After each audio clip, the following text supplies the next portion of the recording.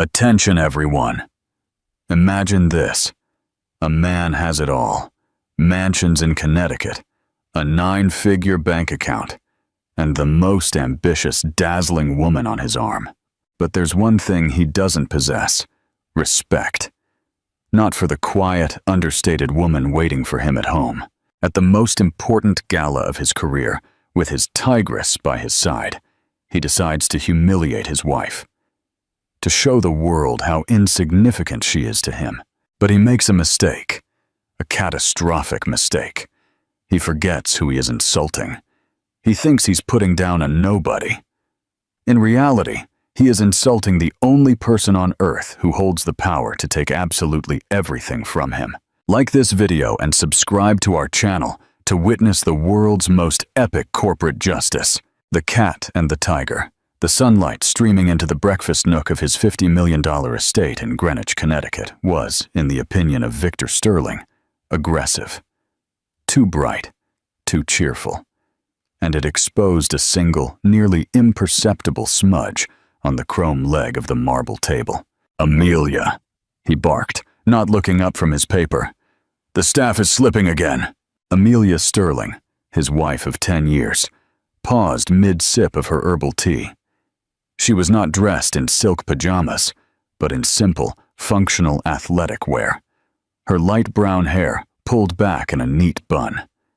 She looked like a woman preparing to run errands, not the wife of the man Forbes had recently hailed as the new king of New York real estate. She looked at the smudge. "I'll speak to Maria, Victor. It won't happen again. See that it doesn't." Victor was the CEO of Vanguard Developments, the fastest-growing luxury commercial real estate firm on the eastern seaboard.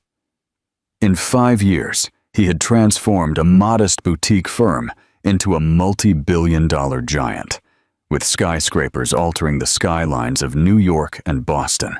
He glanced at his wife across the table. She was fine, pretty in an understated, forgettable way. She kept the household running with almost obsessive efficiency. The parties were perfect, the staff impeccable, smudges aside, and she never, ever bothered him with trivialities. She was high-quality background furniture, perfect for his high-speed life. But God, she was boring. His phone vibrated on the table. The screen lit up. Chloe. A slow smile spread across Victor's face. He picked it up. "Sterling. Richie, darling," a husky voice purred on the other end.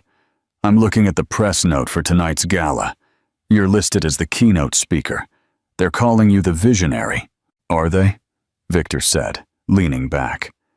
"Well, they're not wrong." He caught Amelia's eye. She was looking at her teacup, her expression unreadable. He felt a familiar, petty jab of annoyance. She never asked about his work. She never seemed impressed. "Are you going to burn down the stage, babe?" Chloe said. "Just picked up my dress. It's the red Versace, the one you loved. The one with the slit," Chloe murmured. "Looking forward to it. You'll be at my table, of course, front row, where I belong. Send me a photo of the dress," he said, and hung up. Amelia quietly placed her cup on the saucer. "Was that Chloe? Your assistant?" "Executive assistant," Victor corrected her automatically. "And yes, she is finalizing details for the Vanguard Gala tonight. It's the biggest night in Vanguard's history. We're honoring our top partners." "I know. I have my dress ready," Victor sighed. "Amelia, about that. I need you to just blend in tonight. It's a business event. There will be a lot of high-level players. I need to focus on networking. I'll have Chloe with me to handle introductions and manage my schedule." Amelia's gaze finally lifted. Her eyes were a very clear, very pale gray. "You mean you want me to sit quietly and not embarrass you?" Victor bristled. I don't want you to be a distraction. You know how you are. Quiet. People think it's rude. Chloe understands the energy of these events. She's a tigress like me."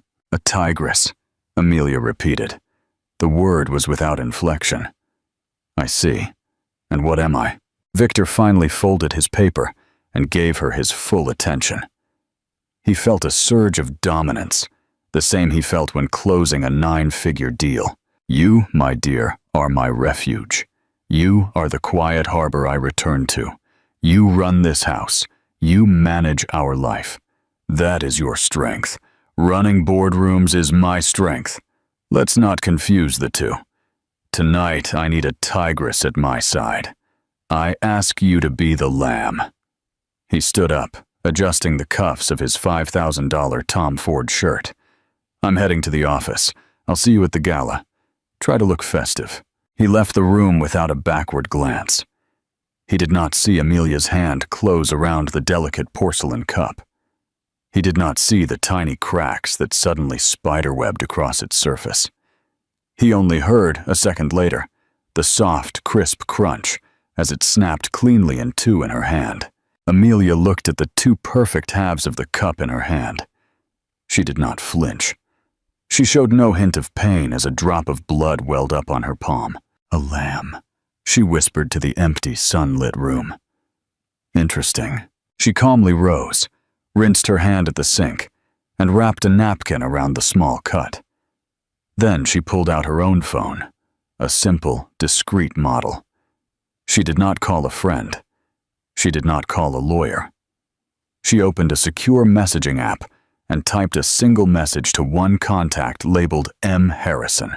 The message was simple: "Initiate storm protocol. Effective tonight. 10 p.m. Ist." The reply was instantaneous. "Confirmed, Madam Chairwoman. Are you sure?" Amelia looked at the smudge on the table leg Victor had pointed out. She looked at the broken cup. She thought of the red Versace dress. "I'm absolutely sure. They can have their party. It will be their last."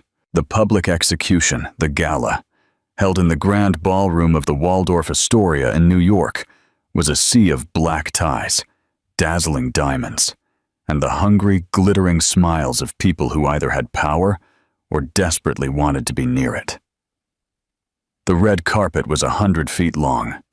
Flashes popped as senators, tech billionaires, and New York society royalty made their way inside. Victor Sterling was the epicenter of it all. He stood on the mezzanine, a glass of Macallan 25-year in hand, soaking it up.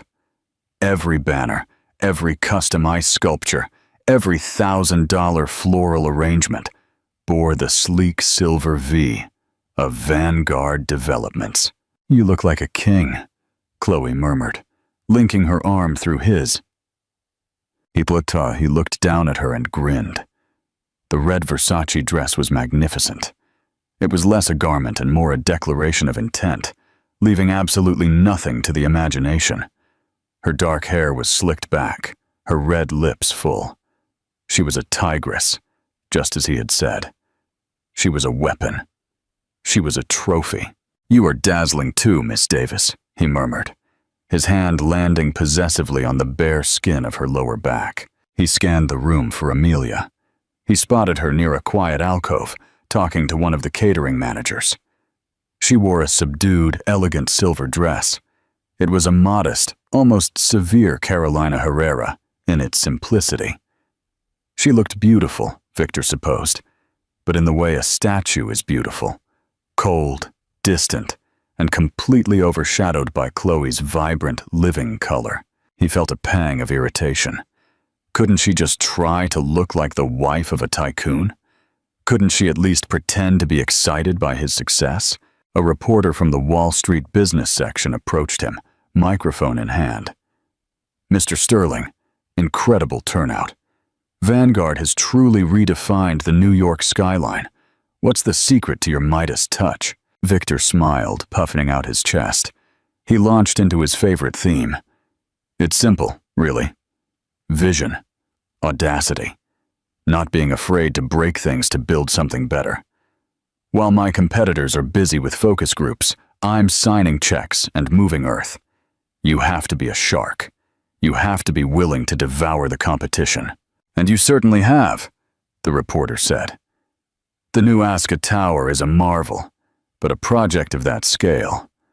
There are rumors you have some very powerful, very quiet backers. The parent company, Ethelred Holdings, is famously reserved. Can you tell us anything about them? Victor's smile tightened slightly. Ethelred was his one frustration. They were the money, the deep, endless well of capital that funded his vision. He had never met the board. All his dealings were through an intermediary, a stiff British lawyer named Marcus Harrison. They approved every proposal, wired every dollar, but remained annoyingly anonymous. Ethelred knows a good investment, Victor said smoothly. They provide the fuel, I provide the engine. They're smart enough not to get in my way and let me drive. And speaking of your team, the reporter pressed, nodding toward Chloe. You clearly value a dynamic partnership.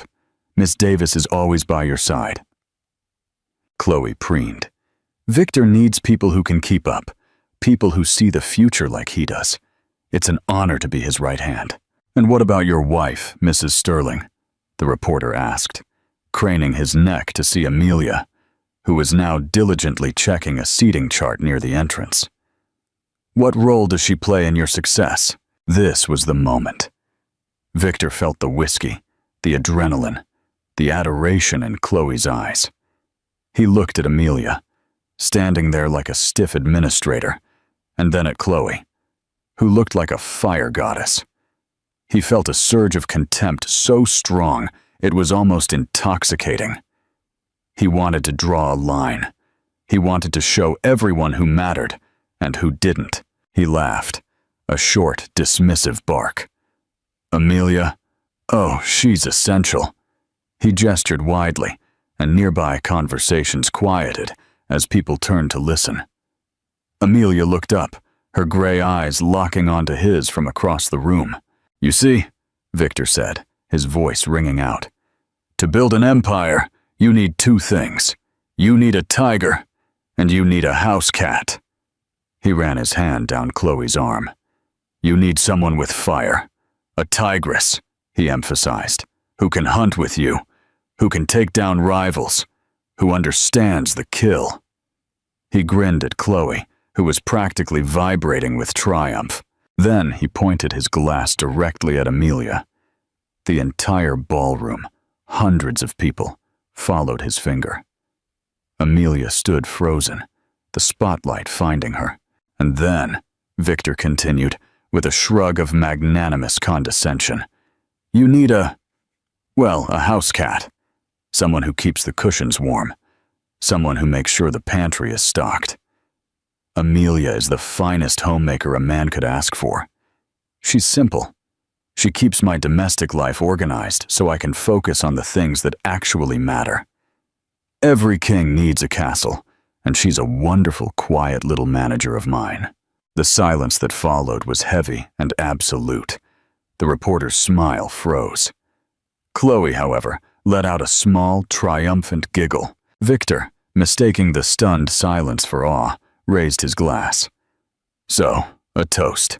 To the tigers, and to the patient little house cats who support us. Amelia did not flinch, did not cry, did not flush with embarrassment. Her expression remained one of perfect, placid calm. She simply held his gaze for 1, 2, 3 seconds. For Victor, it felt like a block of ice sliding down his spine. Then she turned. Not abruptly, but with a slow, deliberate grace, and walked out of the ballroom. Ah, she's shy, Victor said, trying to seize the moment back. Anyway, as I was saying about the Century City project. But the mood was broken. People were whispering. He had gone too far. He hadn't just insulted his wife. He had been cruel. Victor! Chloe hissed, her fingers digging into his arm, her smile gone. That was too much. It was the truth, Victor snapped, suddenly defensive. Let's go get a real drink. He pushed his way toward the bar, ignoring the stares. He didn't know that Amelia was not heading for her car. He didn't know she was in a service elevator, riding up to a private suite on the penthouse level. He didn't know that in that suite, Marcus Harrison and a team of 4 corporate lawyers were waiting for her, with documents and laptops covering every surface. It's done, Amelia said as she walked in, peeling off her silver shawl and tossing it onto a chair. Her face, so quiet and placid downstairs, was now carved from granite. He did it, the public insult? Harrison asked gravely. He called me a house cat in front of 200 of our partners in the press, Amelia said, sitting at the head of the table. He toasted me for being simple. The lawyers winced. 10 o'clock, Harrison said, looking at his watch. Protocol is active, Madam Chairwoman. The first lockdowns are engaging now. Amelia nodded. Good. Freeze everything. Vanguard developments, his personal accounts, the joint accounts, the lines of credit. Everything. I want him to wake up tomorrow morning the man he truly is, a man with nothing. Interactive. Question. Theo Ban, Amelia đã có kế hoạch cho việc này từ khi nào? Là từ lúc Victor cười Chloe, hay là từ khi Victor lần đầu gọi cô ấy là simple, đơn giản? Hãy chia sẻ suy nghĩ của bạn ở phần bình luận. The Titans fall. Victor woke up to the agonizing sound of a leaf blower. His head felt as if it were filled with wet cement, and his mouth tasted like an ashtray. He fumbled for his phone, groaning. It was 9:30 a.m. He had stumbled home drunk and belligerent, celebrating his triumph with Chloe. Amelia's car was gone, and her side of the bed was untouched. Good. He wasn't in the mood for her silent judgment. He checked his phone. 17 missed calls from his CFO, David Chan. 3 from his head of construction. A dozen text messages. Victor, call me. It's an emergency. Where are you? The Ethelred lines are frozen. Our main accounts are blocked. I can't make payroll. Victor, what the hell did you do? Victor sat bolt upright, the hangover fleeing in a wash of icy panic. What? He dialed David Chan. The man answered on the first ring. David, what is this? I just saw your messages. Victor, thank God. What did you do? Ethelred just called in our entire revolving line of credit. They're citing a breach of trust clause. All our operating capital is frozen.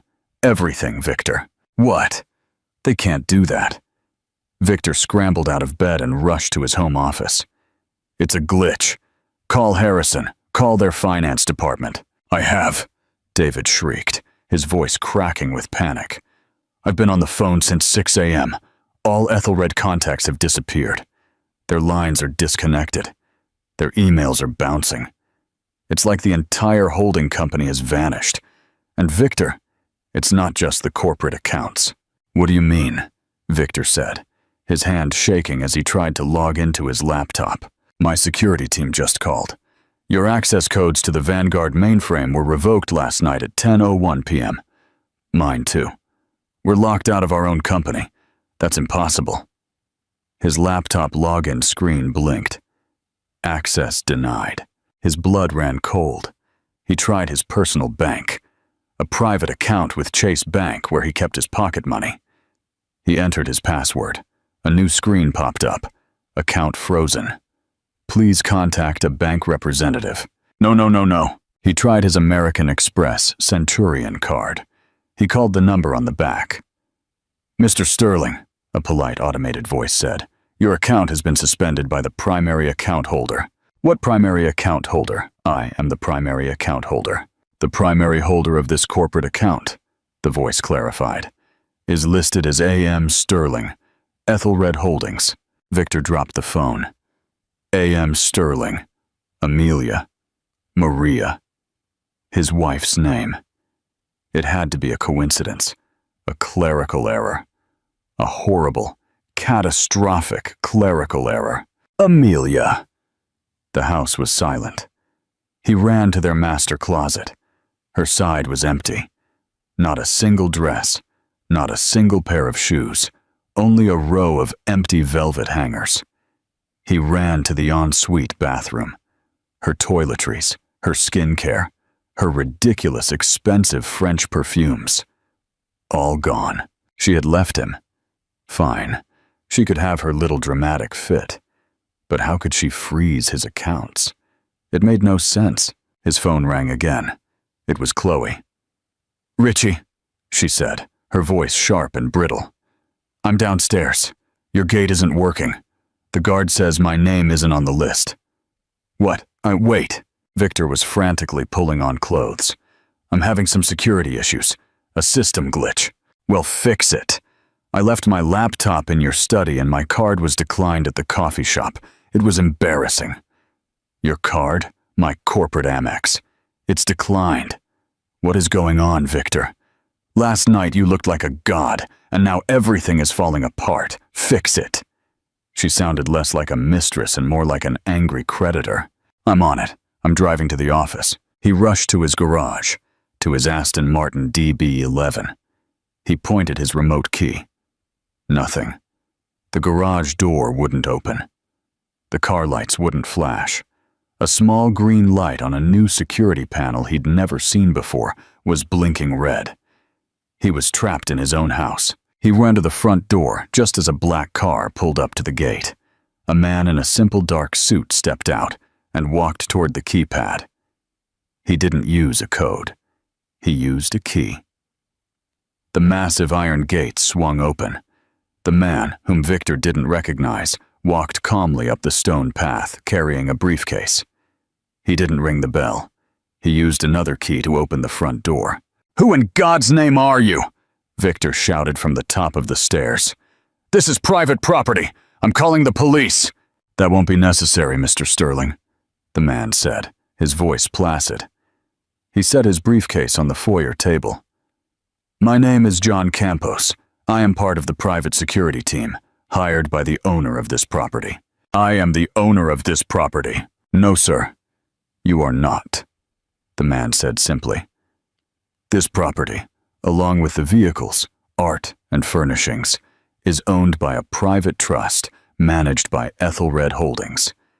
As of 10:40 p.m. last night, your residency privileges have been revoked." Victor stared, his mind unable to process the words. "A trust? What trust?" "You are asked to vacate the premises. You will be allowed to take your personal effects, clothing, toiletries, etc. My team will escort you.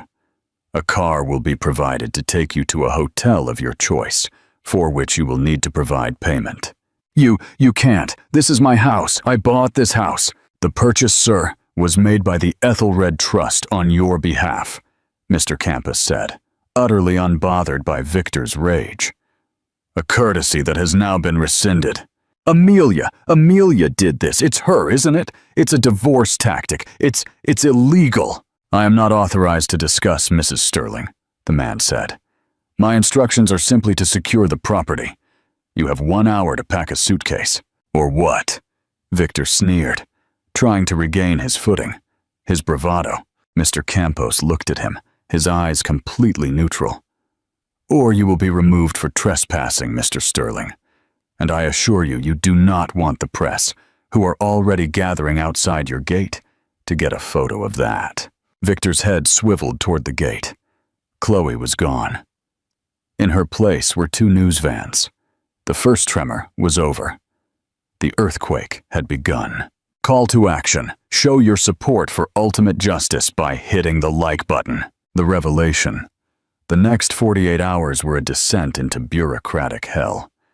Victor, humiliatingly escorted from his own home with a single suitcase, was dropped off at the St. Regis, New York. When he tried to check in, every single one of his personal credit cards was rejected. He was forced to use the last $3,000 in cash in his wallet to secure a room for 2 nights. He sat on the generic king-size bed, his world spinning. This wasn't a divorce tactic. This was an execution. He spent the entire day on the phone. His lawyers, a high-powered team from Skadden, ARPS, were baffled. "Victor, we've reviewed the Vanguard constitutional document," his lead attorney, Ben, said, his voice tinny over the speakerphone. "It's ironclad. You hold no equity stake. All your compensation, your bonus structure, even your property stake. It was all synthetic, tied to performance, and granted by Ethelred. They are the sole shareholder. We have never seen a structure like this. What does that mean? Synthetic? Victor yelled. It means you own nothing.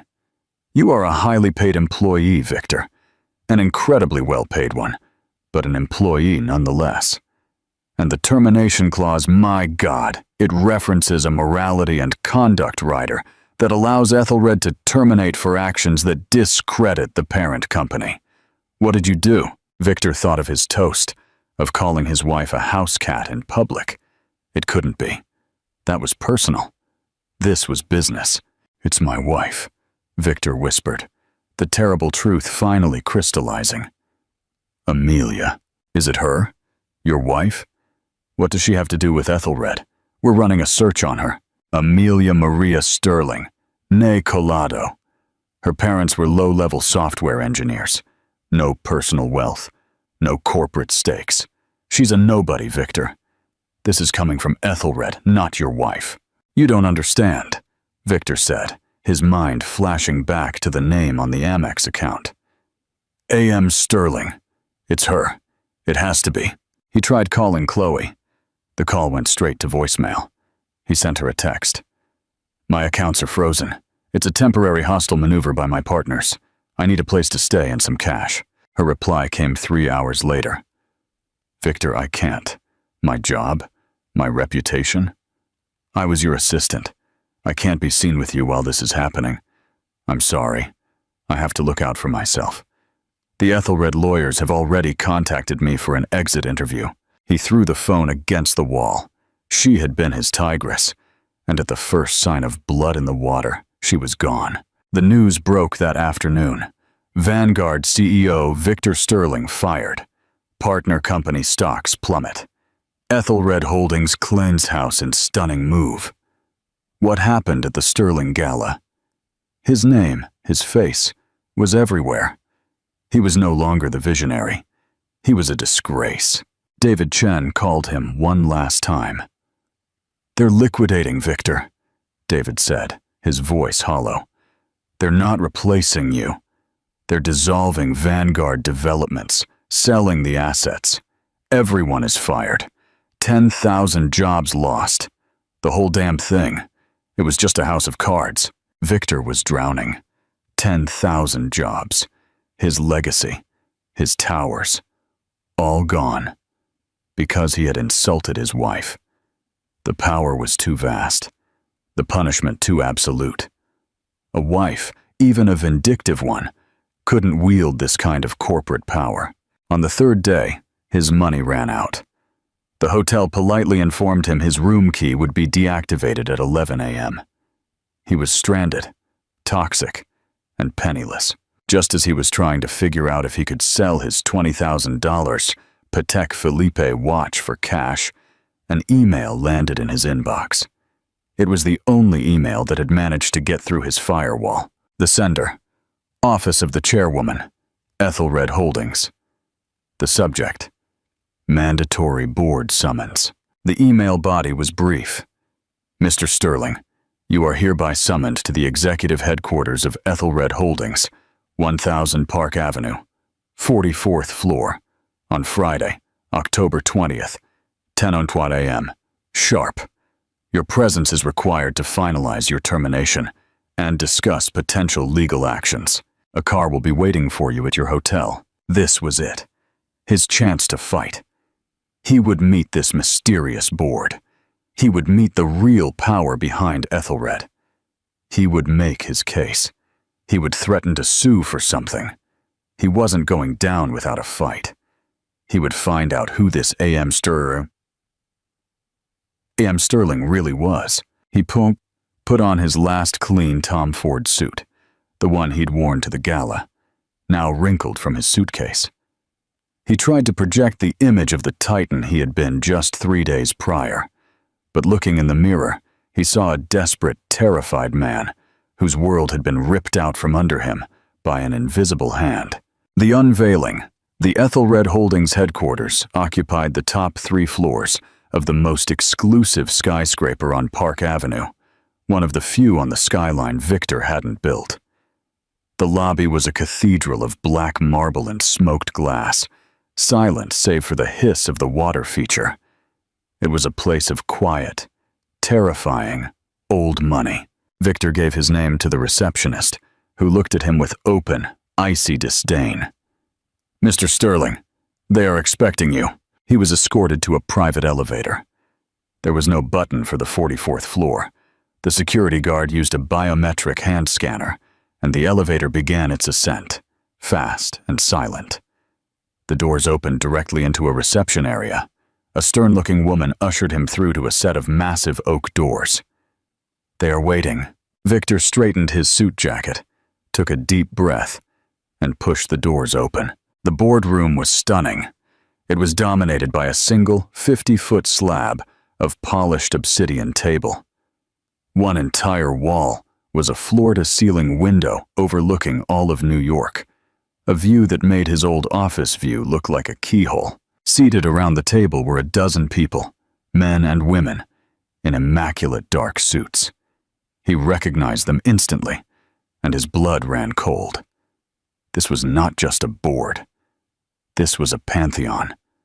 There was Koji Tanaka, the most feared private equity head in Asia. There was Lady Annabelle Grayson, who ran the EU's largest private asset portfolio. There was General Marcus Phillips, Retrainitos, formerly of the Joint Chiefs of Staff, who now advised the world's biggest defense contractors. And at the far end, standing nervously, was Marcus Harrison, the lawyer he had dismissed as a mere intermediary. These weren't backers. These were the people who owned the backers. These were people who could buy and sell countries before breakfast, and they all stared at him with undisguised contempt. "Mr. Sterling," Marcus Harrison said, his voice clipped. "Thank you for joining us. Please take a seat."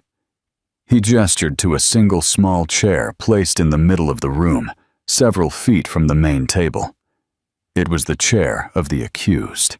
Victor sat down, his heart slamming against his ribs. "This is a rather impressive collection of talent," Victor stammered. I wasn't aware." "That is precisely the problem, Victor," Lady Grayson said, her British accent cutting the air. "You weren't aware of a great deal." "I demand to know what is happening," Victor said, trying to regain his old bravado. "I have been ruined. My company has been destroyed." "For what? For a joke?" "For this is grossly unprofessional.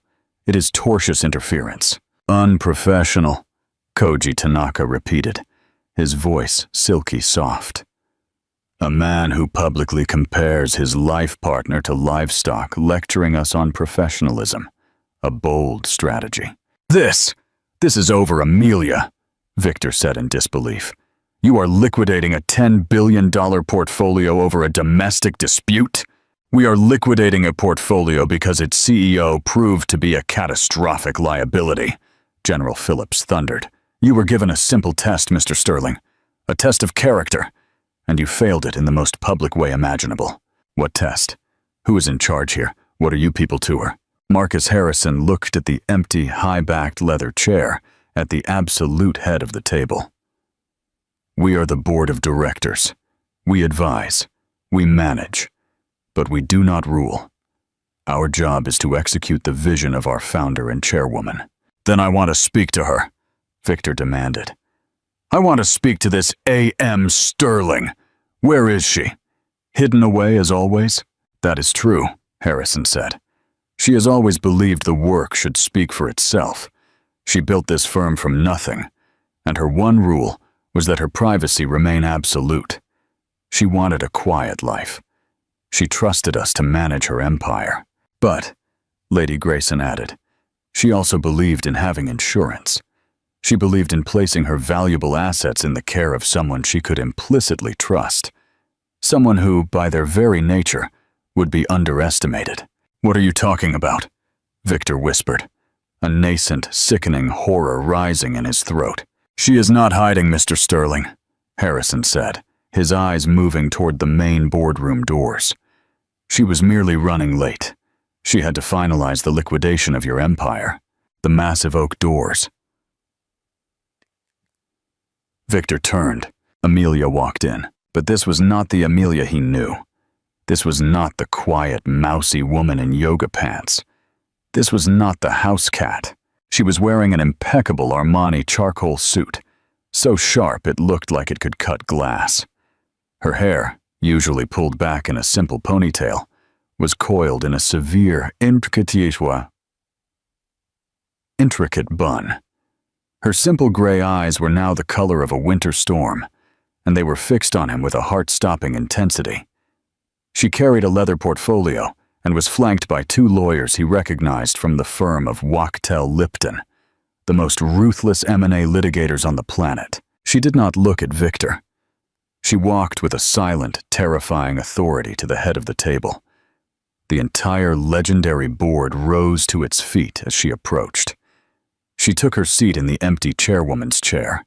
Marcus Harrison pulled out her seat. "Madam Chairwoman, welcome." "Thank you, Marcus.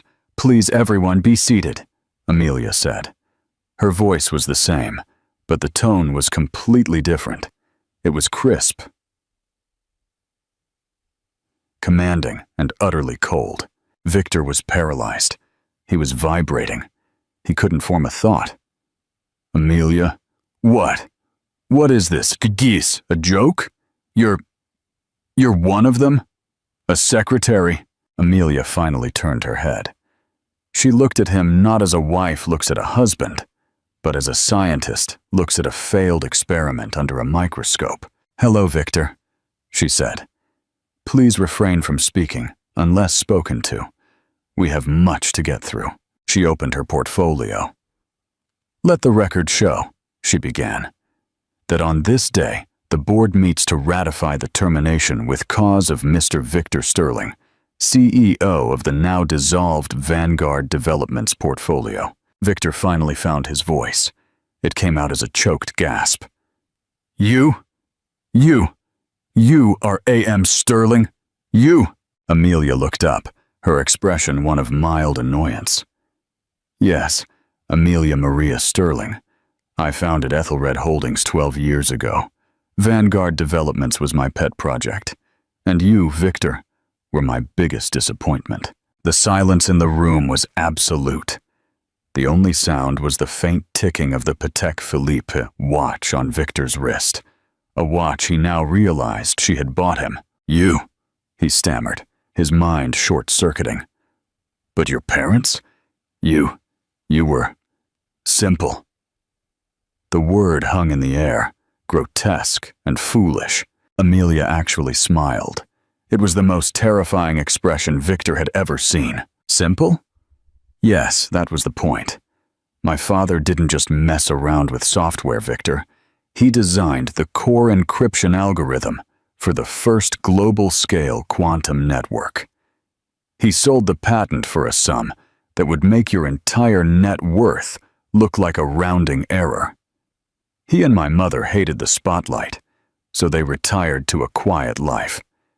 And they raised me to value one thing above all else: privacy. She leaned forward. I took that inheritance, and at 24, I founded Ethelred. I didn't want my name or face in Forbes. I didn't want to be on magazine covers. I wanted to build. So I created a structure. I hired Marcus, here, and this brilliant board to be the public avatars of the firm. I remained anonymous, the solitary A.M. Sterling, pulling the strings from a quiet life. "And I," Victor whispered, the blood draining from his face. "What was I?" "You," Amelia said, her voice clinical, "were an experiment. I met you when you were a mid-level manager at a small firm. You had a spark. You were ambitious, driven. I thought you were brilliant. I fell for that drive, I believed. Here is a man I can build with. Then you financed me." "I didn't finance you, Victor. I created you," she stated. "I founded Vanguard Developments for you. I cleared the path. I fed you the capital. I made the calls behind the scenes to get your permits approved. Your vision, your Midas touch, it was my capital, my connections, and my strategy. You were just the arrogant, loud-mouthed front man I put in place to take the credit. Because, unlike you, I don't need credit. I need results." Victor shook his head, denial battling with the horrific, obvious truth. But our life, the house, the parties, you were just my wife. Yes, Amelia said, and I liked that part. I wanted a partner. I wanted a home. I thought I could have both. I thought you loved me, Amelia, the simple woman, not the CEO of Ethelred. It was the perfect test, and for a few years it worked. But you became lost. You started believing your own press. You started believing you were the titan, and I was just the house cat. She gestured to the lawyers. The gala was not your first mistake. It was simply the last. For 2 years, Victor, I've been watching you. You began to embezzle. Never. Do not lie, she snapped. And for the first time, her voice cracked like a whip. The entire board flinched. The red Versace dress for Miss Davis, charged to a Vanguard corporate account as client entertainment. The yacht you charter in the Hamptons, rented by a shell company funded through Vanguard's discretionary budget. The 3-carat diamond earrings you bought her for her birthday, classified as partner gifts. You were not just cheating on a wife, Victor. You were stealing from a chairwoman. You were stealing from me. She pushed a thick folder across the table. That is a full forensic audit of your last 24 months. You have defrauded Ethelred Holdings out of approximately €4.2 million, enough to put you in federal prison for a long, long time. Victor stopped breathing. Prison. Amelia, please, he pleaded, his voice breaking. He slid out of the small chair and fell to his knees. Amelia, I'm sorry. I'm so sorry. I didn't know. I was an idiot. I was arrogant. Please don't do this. I love you. I've always loved you. Amelia looked down at the pathetic, broken man kneeling on the marble floor. Her face was completely impassive. No, Victor. You loved the idea of me. You loved having someone quiet to clean up your messes. You loved having a lamb so you could feel like a tiger. The insult?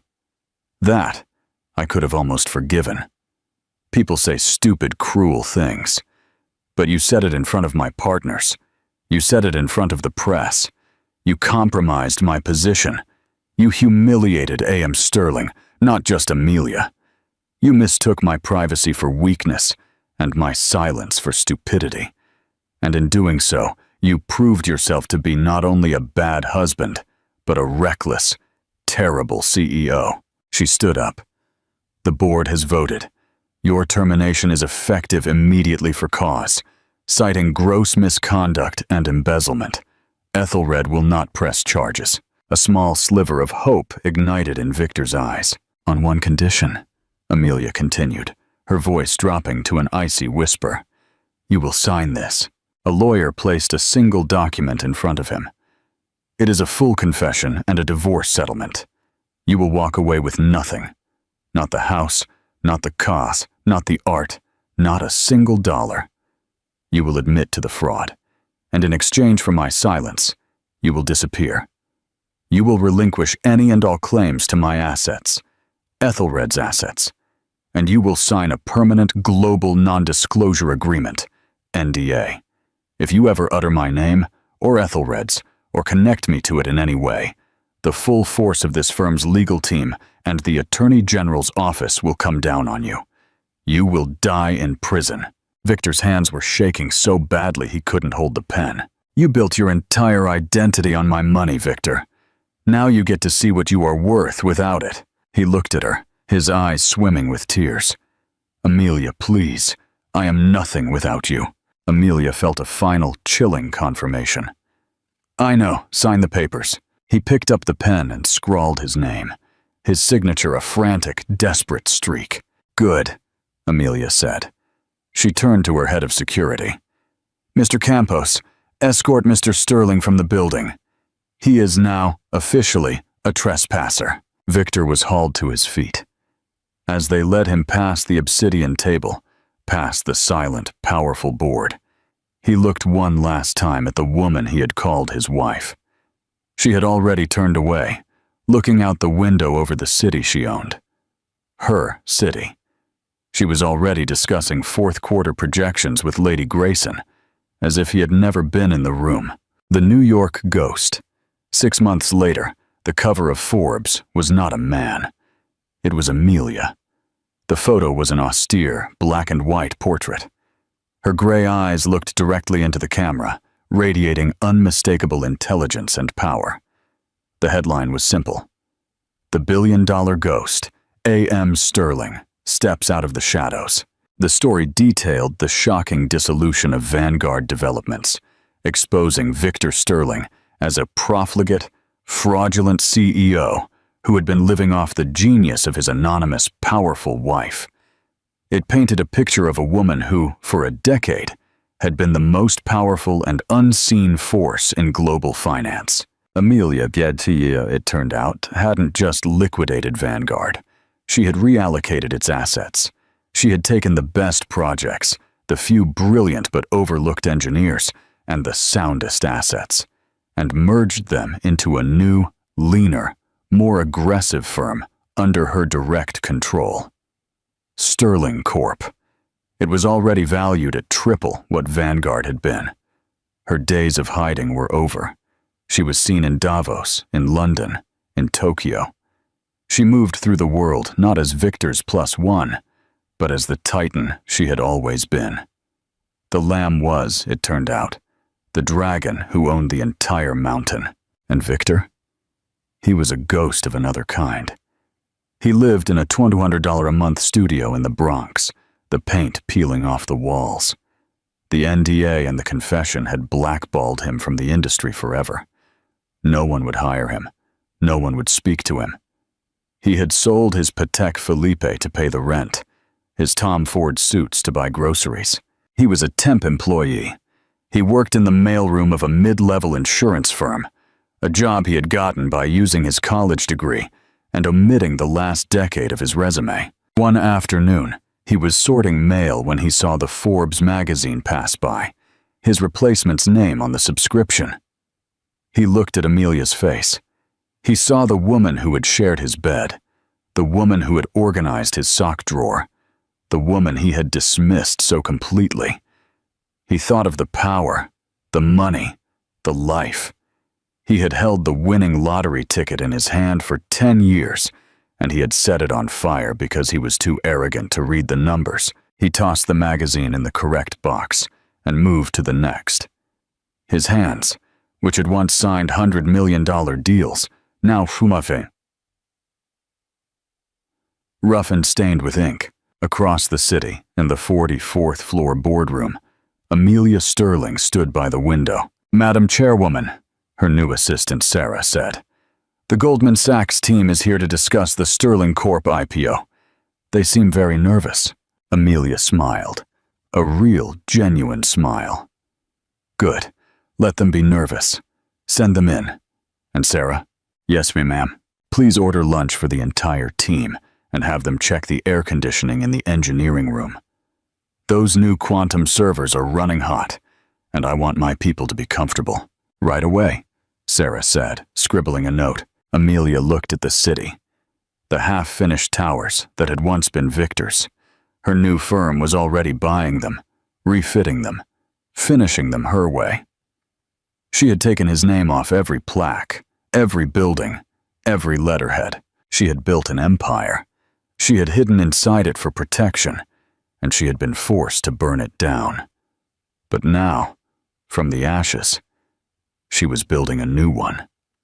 And this time, there would be only one name on the door: her own. The winter in the Bronx was a grim affair of cold, persistent rain. Victor Sterling stood under the awning of a bus stop, sipping lukewarm coffee. The thin jacket he'd bought at a thrift store barely kept out the cold. His mailroom shift was over, and he was just trying to muster the energy to take the bus back to his peeling studio apartment. A car pulled to the curb in front of him, its engine a low, purring growl that was alien to this neighborhood. It was a black Maybach, polished to a mirror shine. A chauffeur rushed to open the back door with a large black umbrella. A leg emerged, then a figure. It was Amelia. Victor's heart stopped. He physically recoiled, pressing himself against the dirty plexiglass of the bus stop. She was here, in his humble neighborhood, She wore a cream wool coat that likely cost more than his entire annual salary. She looked sharp, focused, and utterly out of place. "The acquisition is final, Sarah," Amelia's voice, crisp and cutting through the rain, said to her assistant. "I want the new server integration to begin Monday. This AI algorithm is the final piece for Sterling's core logistics network." Victor's blood ran cold. This building, the one he passed every day. She had bought it. She was here, on his street, expanding her empire into the last place he had felt safe from her memory. He must have made a sound, a gasp, a choked curse, because her head turned. Her eyes, clear and gray like the rainy sky, swept over the bus stop. They passed over him. Then they came back, their gazes locking across the 20 feet of wet pavement. Victor froze. He saw everything in that second. The man he was, the man he had become. The cheap coffee, the frayed cuffs, the hollow look in his own eyes. Amelia looked at him. There was no recognition. There was no hatred. There was no pity. There was no triumph. There was nothing. It was the look a person gives a stranger they've accidentally made eye contact with on a train. It was a brief, impersonal flicker of acknowledgement that another human being was occupying space, followed by an immediate and total dismissal. In that single, empty gaze, Victor Sterling was not her ex-husband. He was not the man who betrayed her. He was not even the man she destroyed. He was just a random, shivering man at a bus stop. She turned back to her assistant, as if he had never existed. "Let's go. We're late for the Tokyo board call." She and Sarah walked into the building. The chauffeur closed the door behind them. Victor stood alone under the rain, his whole body trembling. The humiliation at the gala, the firing, the eviction. None of it compared to this. Being looked at with such complete, crushing indifference. He was so far beneath her, he wasn't even worthy of being an enemy. He was simply irrelevant. His coffee cup crumpled in his hand. The bus pulled up, its brakes hissing. He didn't get on. He stood there, staring at the empty curb where the Maybach had been, soaking in the cold, hard rain. Final thoughts and call to action. And that is the end of our story, everyone. A brutal lesson in why you should never, ever confuse kindness with weakness or privacy with lack of power. Victor thought he was the shark in the pond, but he was just a goldfish swimming in her ocean. She gave him the world, and he insulted her in it. So she did the only thing she could. She took it all back. Was Amelia's ultimate revenge too harsh, or did Victor get exactly what he deserved? Let me know your thoughts in the comments section below. If you love stories of justice, dramatic twists, and powerful characters who get the last word, then you've come to the right place. Click the like button if you enjoyed this story, and share it with someone else who loves a good dose of drama. Most importantly, make sure you subscribe to the channel and hit that notification bell. We release new, gripping stories like this every week, and you don't want to miss what's coming next. Thanks for listening.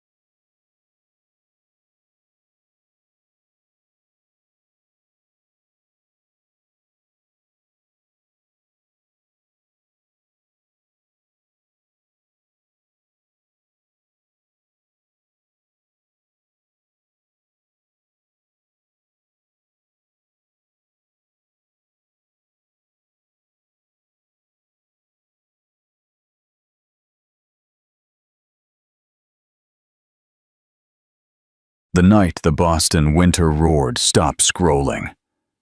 Imagine this. It's 3 a.m. in the brutal heart of a Boston winter. You're homeless, freezing, with 2 small children asleep on your chest. You send one desperate text for help, but your numb thumb slips. That tiny mistake doesn't send your SOS to your only friend. It sends it to the man who hasn't spoken your name in 6 years. The man whose powerful family forced you out of his life. The father of your twins. You won't believe what happens next. Tap that like button if you've ever felt utterly alone. Please note, per your request, the names, age, and location have been changed to fit an English-speaking Western context. The original length and emotional impact have been maintained and enhanced. Chapter 1. The Misdirected SOS. The Boston winter didn't whisper. It struck. The wind screamed down Triamond Street with a rawness that made skin sting and lungs burn. Snow lay crusted in brittle patches along the curb and caked onto a forgotten metal bench huddled against a brick wall.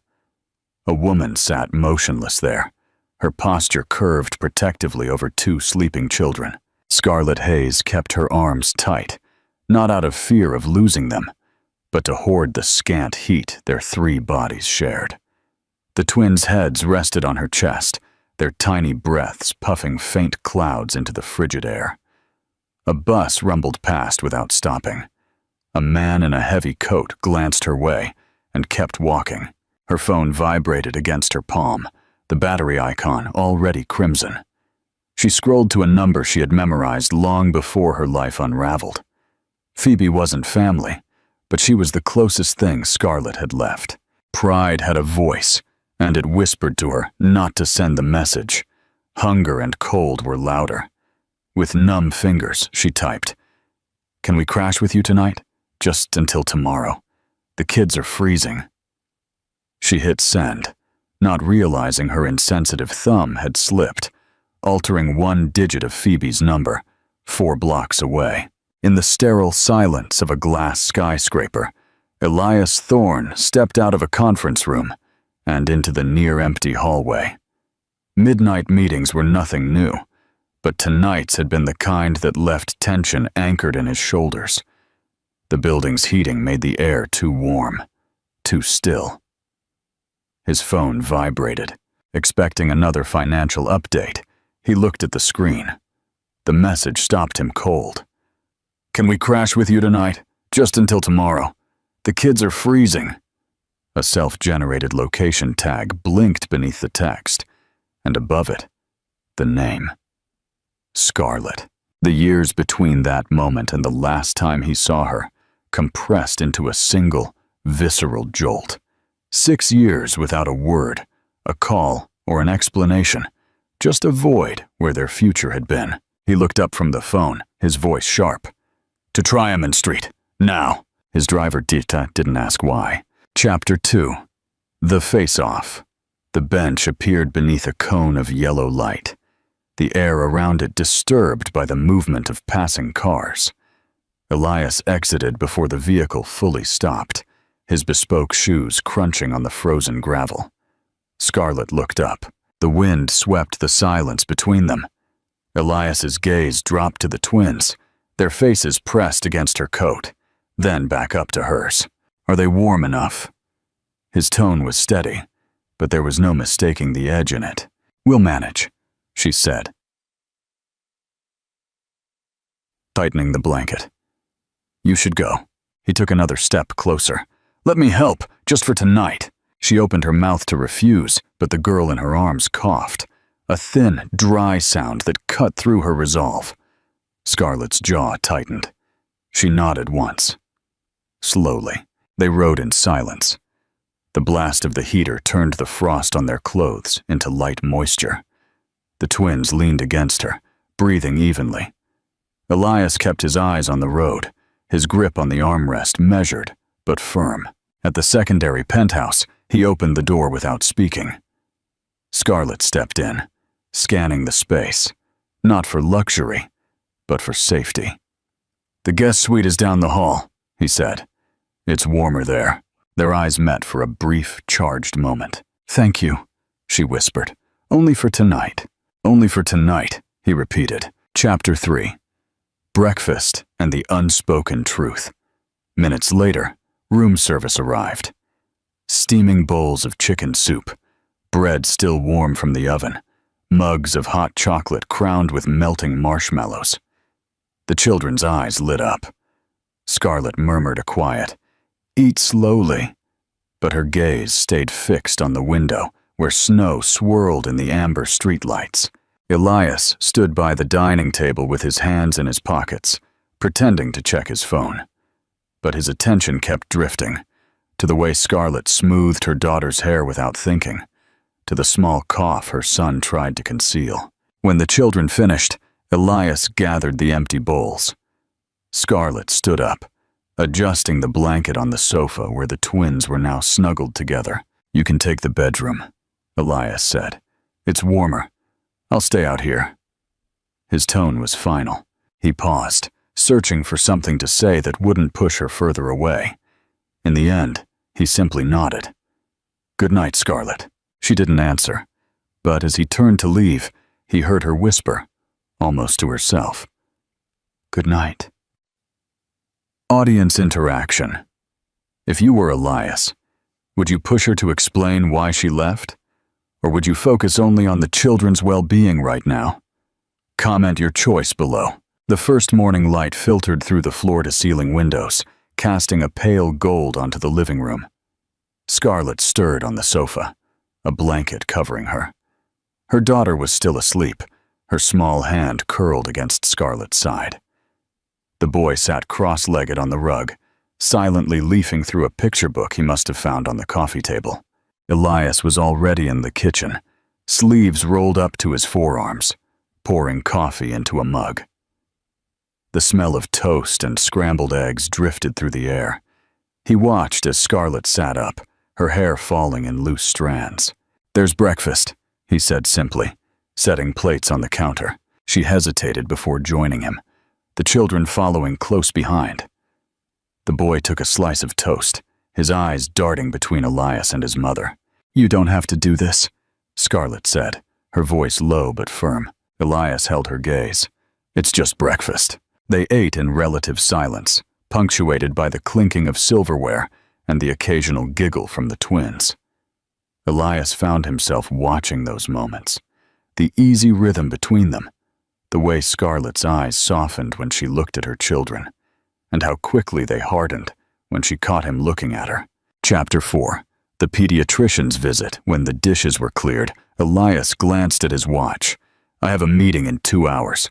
I can arrange for a driver to take you wherever you need to go." Scarlett straightened. "We'll be fine. We won't stay past today." A silence hung in the air before Elias nodded. "At least let me get you something for the kids. Warm clothes, groceries, no strings attached." She opened her mouth to refuse, but stopped when her son coughed, a dry, harsh sound. Her eyes flickered with worry. "I'll take him to see a doctor," Elias offered immediately. Scarlett hesitated, then gave a tiny nod. "Just the doctor. That's it." Soon after, they stepped out into the cold again. The city was quieter in the morning, snow crunching under their shoes. Elias walked half a step ahead, holding the glass door of the clinic open for them. Inside, the warmth was almost startling. A nurse ushered them into the pediatric wing. As she took the boy's temperature, she smiled at Elias. "Dad, can you fill out the forms here?" Scarlett's head snapped up. Elias had already taken the clipboard. His pen hovered for a second before he wrote his name in the blank space for parent-guardian. Scarlett watched, her eyes flashing with unease. When the nurse left, Elias handed her the form. But as they led the boy into the examination room, Scarlett's mind had already started to drift, back to the years of separation, to the truth she had buried, and to the man now standing beside her, who had once promised to stay with her forever. Chapter 5. The Fight for the Truth. The pediatrician, a woman in her 40s with a quiet voice, listened carefully to the boy's breathing through her stethoscope. "It's a mild respiratory infection," she said, making a note on the chart. "We'll put him on medication and keep him hydrated. He should be fine in a few days." Scarlett let out a breath she hadn't realized she was holding. Elias stood next to her, his hands in his coat pockets, his gaze fixed on the quiet boy on the exam table. When the prescriptions were ready, Elias took them without a word and paid at the desk. "I'll drive you to the pharmacy," he said. Scarlett shook her head. "We can walk. It's close." Elias didn't argue, simply fell into step beside her. At the pharmacy, Elias handed the prescriptions to the pharmacist. He returned with a small paper bag, and without looking at her, asked, "Do you have enough for food this week?" Scarlett didn't answer right away. "We'll manage. That wasn't what I asked." His eyes met hers defensively. "We'll be fine, Elias." They walked back in silence. Upon reaching the penthouse, Scarlett started collecting the children's things. "We're leaving this afternoon," she said. Elias's brow furrowed. "Where will you go?" "That's none of your business." "Yes, it is," he countered, his voice low but firm. "Whether you like it or not, it is." Before she could answer, the boy started to cough again. Scarlett knelt down, rubbing his back. Elias knelt too, meeting her eyes. "Stay until he's better, at least." Scarlett hesitated, torn between pride and practicality. Finally, she nodded briefly. 2 days. No more." Elias stood up, a flash of relief in his expression. 2 days. That night, the twins were fast asleep in the guest room. Scarlett sat on the edge of the sofa, watching the snow fall past the glass. Elias returned from his study holding 2 cups of tea. He set one down in front of her. "Scarlett," he began, his tone softer now. 6 years ago. Why didn't you tell me?" Her fingers tightened around the cup. "Because it wouldn't have changed anything, not with your family." Elias leaned in slightly. "You don't know that." She looked at him then, her eyes steady. "I know exactly what they're capable of." For a moment, neither spoke. Outside, the city lights blurred in the snow, and somewhere between them, unspoken truths hung heavy, waiting to be faced, to be call to action. If this story has you hooked, make sure to subscribe to the channel and hit the notification bell so you don't miss the dramatic conclusion. Chapter 6. The Aquarium and the Investigation. The next morning, faint sunlight streamed through the high windows. Scarlett came out of the guest room carrying a tray with 2 small bowls of oatmeal for the twins. Elias was already in the kitchen pouring coffee. He looked up. "How does he feel?" "Better," she said, setting the bowls on the table. "No fever overnight." "That's good." He hesitated, then added, "I cleared my morning. I thought I'd take them somewhere warm for a while. The aquarium, maybe." Scarlett's eyebrows slightly furrowed. "We don't need an outing, Elias. They just need rest." "They've been cooped up for days," he said. "A little distraction might help." He paused, searching her expression. "It might help you too.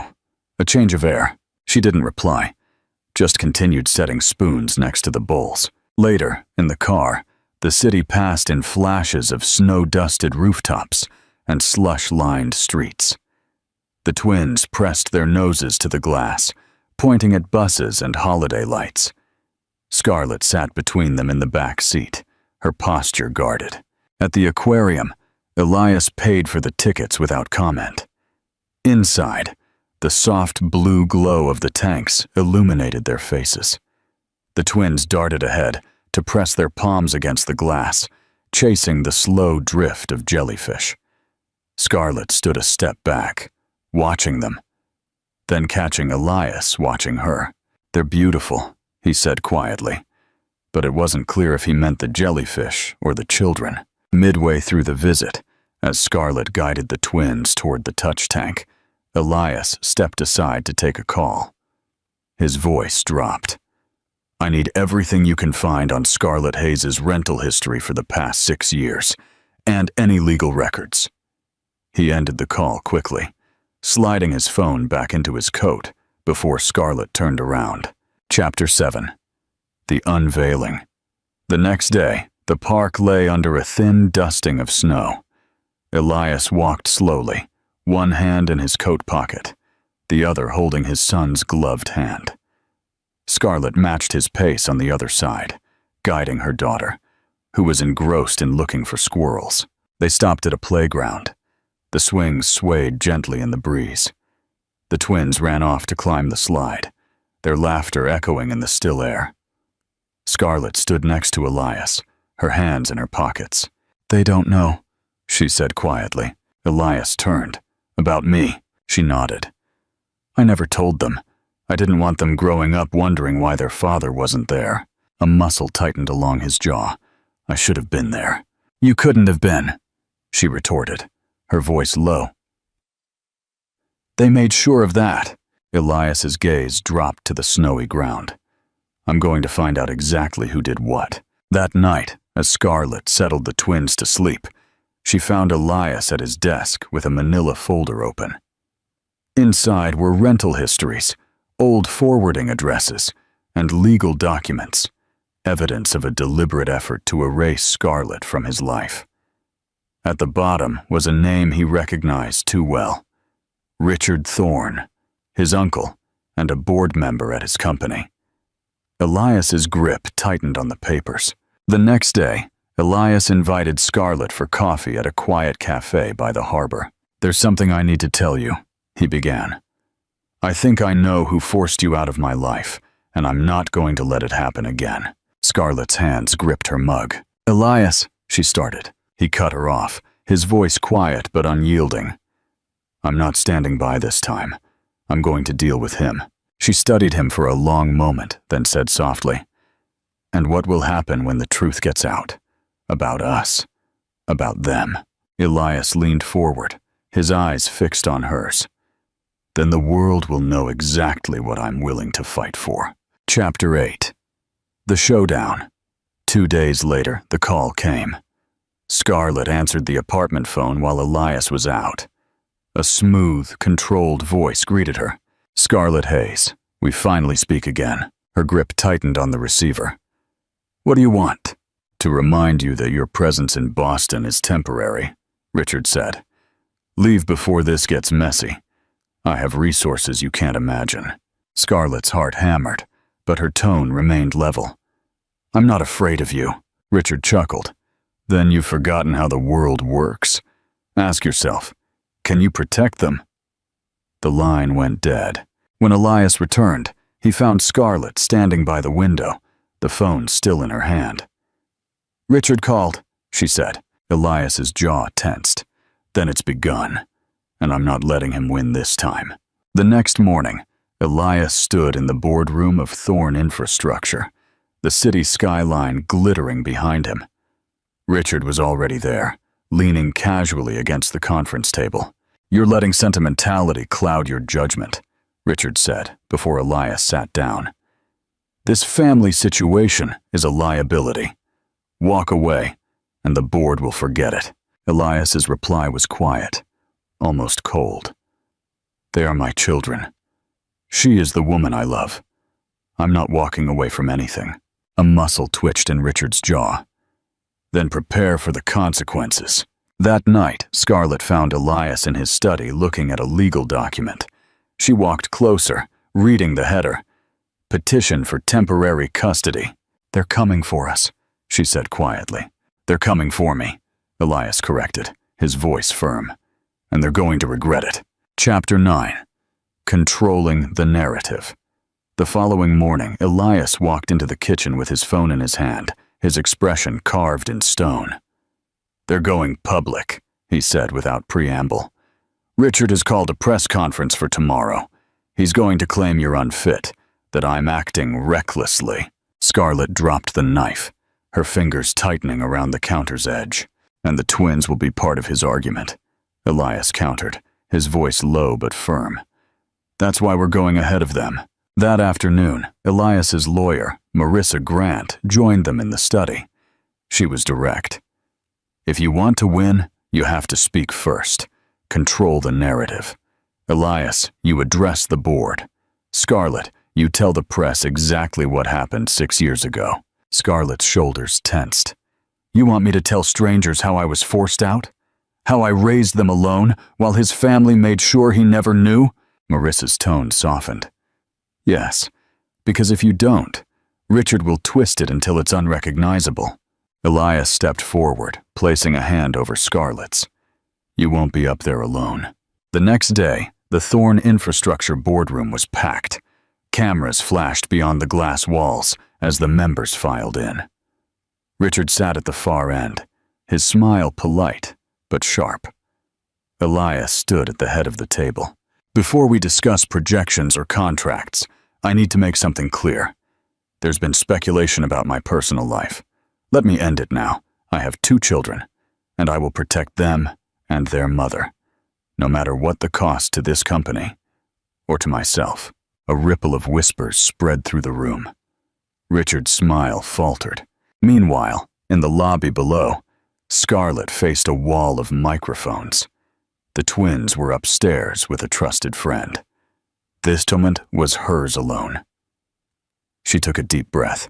6 years ago, I was in love with Elias Thorn. We planned a life together. That ended when someone in his family made it clear, if I stayed, they would destroy us both. I left, thinking I was protecting him and our unborn children. Gasps rippled through the crowd. I am here now because I won't run away again. My children deserve their father, and we deserve to live without fear. The footage went viral within hours. Public opinion shifted dramatically. Fire. Richard trends across all platforms. Chapter 10. The war is won. The journey begins. That night, Elias and Scarlett sat in the living room, the twins asleep in the next room. Scarlett leaned back on the sofa, exhaustion etched on her face. You were right, she said quietly. We had to say it. Elias moved closer, taking her hand. We aren't finished yet, but now we're fighting on our terms. The next morning, Elias walked into the Thorn Infrastructure headquarters. Richard was already in the boardroom, leaning back in his chair like a man who still believed he was untouchable. You've stirred up quite a storm, Richard said with a smirk. But storms pass. Elias placed a folder on the table and slid it over. Not when the storm brings evidence. Inside were documents, financial irregularities, unauthorized transfers, and deals Richard had pushed through without the board's knowledge. Each page was a nail in the coffin. You think airing dirty laundry will save you? Richard's voice dropped, sharp as glass. I think, Elias replied levelly, the board will care more about a man stealing from them than me protecting my family. By noon, the board voted. Richard was suspended pending an investigation. The decision was unanimous. Meaningful conclusion. A new foundation. That weekend, they took the twins back to Triamond Street. The old bench was still there, dusted with snow. Scarlett sat down, running her hand over the cold metal. This is where everything changed, she murmured. Elias sat beside her, sliding his hand into hers. And where it began again. The twins laughed nearby, their voices stretching over the city's hum. Life's camera seemed to pull back, 4 figures framed against the endless motion of Boston, the past finally loosening its grip. The first days after Richard's removal felt strangely quiet. The board moved on. Headlines began to fade. But within Elias's world, there was a new kind of noise, a domestic hum he hadn't heard in years. One evening, after the children were asleep, Scarlett found Elias in his study, looking at a set of architectural blueprints. You're working late, she said. Elias closed the folder. Not really work. Ideas. He tapped the corner of the paper. A project for affordable, safe, and warm community housing for families who had been exactly where she was that night. Scarlett's eyes softened. You don't have to do this for me. I'm doing it because I can, he countered. And because I should have been there 6 years ago. Weeks later, the 4 of them stood in front of a renovated row house in South Boston. Inside, fresh paint and robust heating awaited the first families to move in. That night, they walked home down Triamond Street. The snow clung to the benches and lampposts, but the cold no longer felt cutting. Scarlett paused at the bench where it all began. "We could have missed all of this," she said quietly. Elias took her hand. "We almost did." And there, their journey, born from one freezing night on a park bench, found its warmest ending. They were looking forward to building a foundation of truth, love, and a future that had no room for the fear of the past. Final call to action. If this powerful story of second chances and justice resonated with you, let me know. Share this with someone who needs a little hope and leave a heart emoji in the comments. Thanks for watching. Tôi chọn hướng số 2, hôn nhân và gia đình, và số 3. Du an cộng đồng đan sen nha. Phần tiếp theo sẽ tập trung vào việc xây dựng một gia đình đúng nghĩa. Elias và Scarlett công khai đính hôn, Elias nhận con. Đồng thời giới thiệu những thách thức khi khởi động dự án nhà ở xã hội, Housing Project. Chứng minh Elias đã thay đổi thế nào. Tôi sẽ bắt đầu ngay đây, đảm bảo giữ nguyên văn phong và các yếu tố gây sốc CTA như bạn yêu cầu. Chapter 11. The Engagement Announcement. TTA, đừng bỏ lỡ. Nếu bạn tin vào tình yêu và những khởi đầu mới, hãy để lại một bình luận với hashtag #ThorneFamily ngay bây giờ. The removal of Richard Thorne was a shockwave that slowly settled into a deep, satisfying calm. For the first time in 6 years, Scarlett Hayes didn't wake up with a knot of dread in her stomach. The twins, Leo and Lily, flourished in the spacious penthouse. Leo's cough had vanished, and Lily's shy curiosity blossomed into fearless exploration. The apartment no longer felt like a temporary shelter. It was becoming a home, filled with the scent of melted butter, children's laughter, and the quiet comfort of Elias Thorne's presence. One chilly Saturday morning, as the four of them were building a ridiculously tall tower of blocks in the living room, Elias looked at Scarlett. Her hair was messy, her hands covered in dust from the carpet, but she had never looked more beautiful to him. "Scarlett," he said, his voice cutting through the cheerful chaos. He dropped to one knee, not a theatrical, grand gesture, but a simple, heartfelt one right there amongst the wooden blocks. Leo immediately mistook the pose. "Daddy, are you playing the knight?" Elias smiled, taking Scarlett's hands. "In a way, yes, son. I am asking your mother to be my queen." He didn't pull out a massive diamond, not yet. Instead, he presented a simple, thin silver band. "I lost you once because I wasn't strong enough. I won't do it again. Marry me, Scarlett. Let's make this official. Let's make us a family." Scarlett's eyes filled instantly, but she squeezed his hands tightly. "Yes, Elias. 1,000 times. Yes." The quiet, private moment lasted exactly 3 seconds before Leo cheered, "Hooray! Mommy is our queen!" And Lily promptly knocked the block tower down in celebration. Chapter 12. A father's legal promise. The engagement was kept private for 1 week. Elias and Scarlett agreed. Before the press got wind of the wedding, they had to address the most crucial legal step. Elias had been secretly working with Marissa Grant, his lawyer, on the most important legal document of his life: the formal acknowledgement and adoption of Leo and Lily. Since they were born during a period of non-contact, a clear legal process was necessary to secure his paternal rights against any future challenge from his extended family. In a quiet, sun-drenched meeting room overlooking the city, Elias signed the final papers. He pushed them toward Scarlett. "These make it real," he said, his voice thick with emotion. "They officially make me their father, not just in my heart, but on every document that matters. I want you to sign them." Scarlett didn't hesitate. She looked down at the paper, seeing her children's names printed next to Elias Thorne. This was the security she'd craved for 6 years. That evening, they sat the twins down. Scarlett spoke first, her voice gentle. "You know how much we love you, right?" Elias pulled the children close. "Leo, Lily, you are my son and my daughter, always and forever.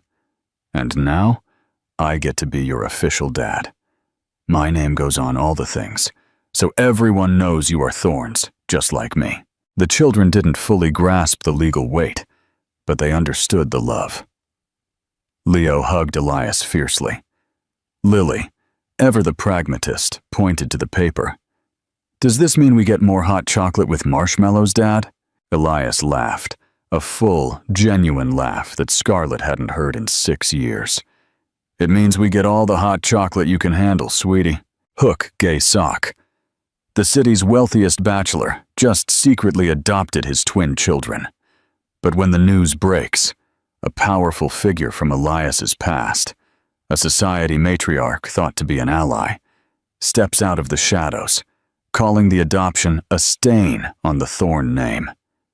Is Elias ready for the next family war? Stay tuned. The Community Project strikes back. Chapter 13. Groundbreaking challenges. While their personal life was settling into a joyful rhythm, Elias's professional world was hitting turbulence. The Affordable Community Housing Project, inspired by Scarlett and his new mission, was met with unexpected hostility. "It's called the not in my backyard effect, Elias," Marissa Grant explained, tapping a pencil against a zoning map of South Boston. "The land is secured, but the community association, led by a certain Mrs. Blythe, is filing continuous bogus appeals. They claim it will lower property values. Mrs. Blythe wasn't just any local activist. She was Eleanor Thorne's best friend, Elias's highly influential, estranged grandmother, who had been mysteriously silent since the Richard scandal. "She's sending a message," Elias muttered, clenching his jaw. "She thinks this project is beneath the Thorne name. She thinks it's reckless." Scarlett, who had started working as an unofficial advisor on the project, pointed to a section of the blueprint. "The appeals are dragging this out. Winter's coming back. If we don't break ground soon, the families won't be in by next Christmas." Elias looked at Scarlett, recognizing the fire in her eyes. "You're right. We need to go public with this project, not just the scandal. We need to show them who we are building it for." Chapter 14. The Public Debut. Elias scheduled a major press conference, not at his corporate office, but at the site of the proposed housing complex, a muddy, unglamorous plot of land. The announcement was massive. Elias Thorne, CEO of Thorne Infrastructure, and his fiancée, Scarlett Hayes, publicly announced their engagement and launch of the Hayes Thorne Foundation to build safe housing. Elias stood at the podium, but he let Scarlett speak first. "6 years ago, I slept on a park bench in the heart of winter with my children because I had nowhere else to go," Scarlett said, her voice clear and resonant, staring directly into the main camera. "This project is not about charity. It's about justice. It's about giving families a key, not a handout. It's about building a foundation that no wind can tear down." Elias then stepped forward. He put his arm around her, the newly adopted children's pictures flashing on a screen behind him. "My family made a mistake 6 years ago when they turned their back on this woman and my children. Today, I am correcting that mistake. My focus is no longer just on towers that scrape the sky. It is on the foundations that protect the innocent." Audience interaction. What do you think is Elias's biggest challenge now? Dealing with his grandmother, or successfully completing the housing project? Vote in the comments. The public response was overwhelming. But just as the headlines praising the Thorne family's redemption began to circulate, the expected blow landed. Chapter 15. The Matriarch's Fury. That evening, the Thorne family lawyer delivered a handwritten letter on heavy embossed stationery. It was from Eleanor Thorne, Elias's grandmother, a woman whose mere name commanded respect and fear in old Boston society. The message was brief, but its intent was venomous. Elias, your reckless pursuit of this person and the public adoption of children conceived in dishonor is a stain upon our name. Your Hayes Thorne Foundation is an insult to the legacy your grandfather built. Withdraw from this project immediately and end this engagement. If you do not, you will find out that Richard was merely a child playing in the sandbox. I control the shareholders. I control the bank. You may have won the battle for your name, but you will lose the war for your company. Eleanor T. Elias read the letter, his face pale, then crumpled it in his hand. Richard had been a viper, but Eleanor was the entire serpent's nest. She's going to use the company against me, he said to Scarlett, his eyes blazing with a mix of fury and fear. She'll call an emergency vote and try to have me removed as CEO. She'll gut the foundation. Scarlett walked over to him, placing her hands on his chest, right over his frantically beating heart. Then we don't run, she whispered, her voice steady. We fought for our truth. Now we fight for our future. She can take the company, but she cannot take the family you built. What is the Thorne legacy worth if it stands on a lie? Elias looked at her, seeing the strength that had kept his children alive for 6 years. He straightened, a grim determination replacing the fear. You're right. We fight. Chapter 16. The calm before the storm. The vow. The threat from Eleanor Thorne was cold and sharp. That night, however, Elias and Scarlett deliberately put everything aside. They needed one night for themselves, free from shareholders, courtrooms, or the ghosts of Richard and Eleanor. After Leo and Lily were soundly asleep, Elias led Scarlett onto the rooftop balcony. Snow was falling gently, creating a glistening white blanket under the city lights. Elias didn't talk about the company. He simply pulled her into his arms, his breath warm against her hair. 6 years, Elias murmured, kissing her temple.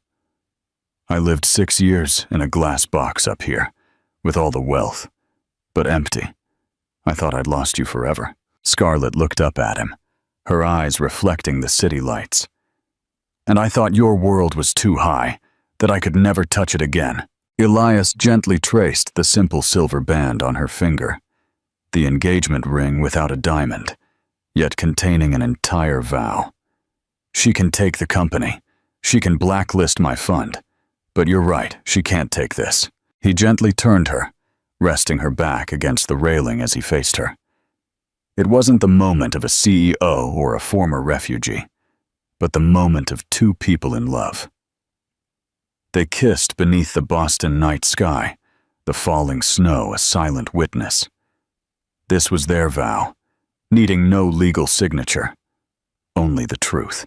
Audience interaction. Which moment in the story makes you believe Elias and Scarlett are meant to be together? Comment below. Chapter 17. The boardroom coup. The final stand. 2 days later, tension crackled through the Thorne infrastructure headquarters. Eleanor Thorne had made good on her threat. She had called an emergency board meeting to vote on removing Elias Thorne as CEO. Elias walked into the room, not in his power suit, but in a dark turtleneck sweater, like a warrior preparing for battle.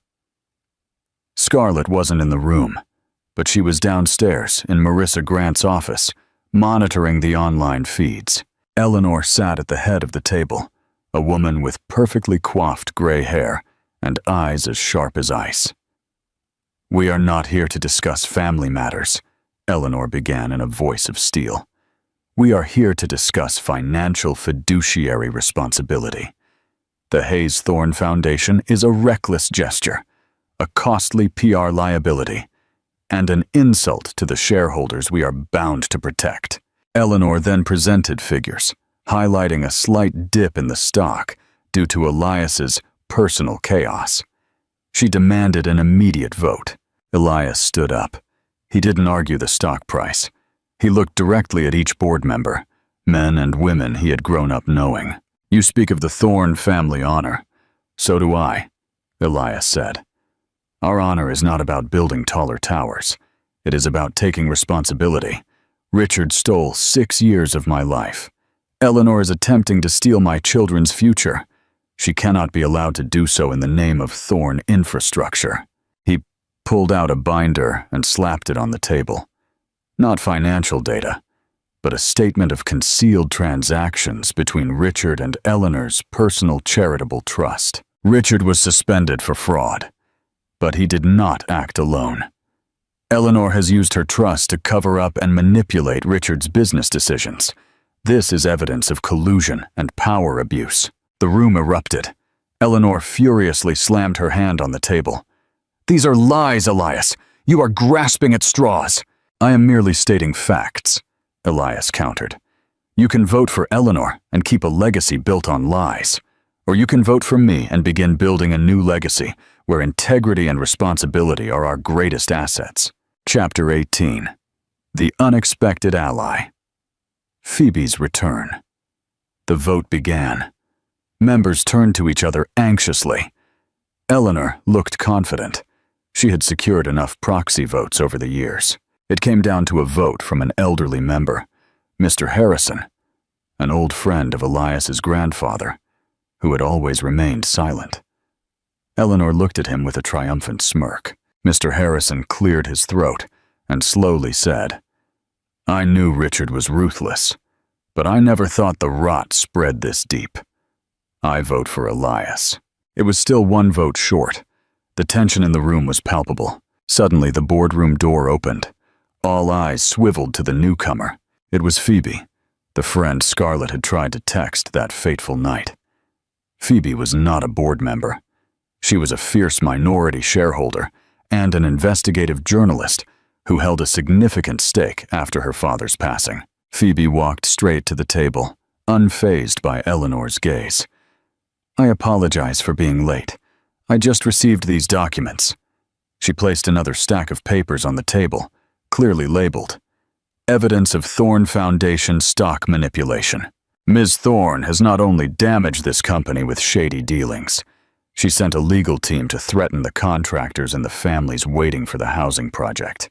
We need a CEO who isn't afraid to do the right thing, even when it harms his personal bottom line.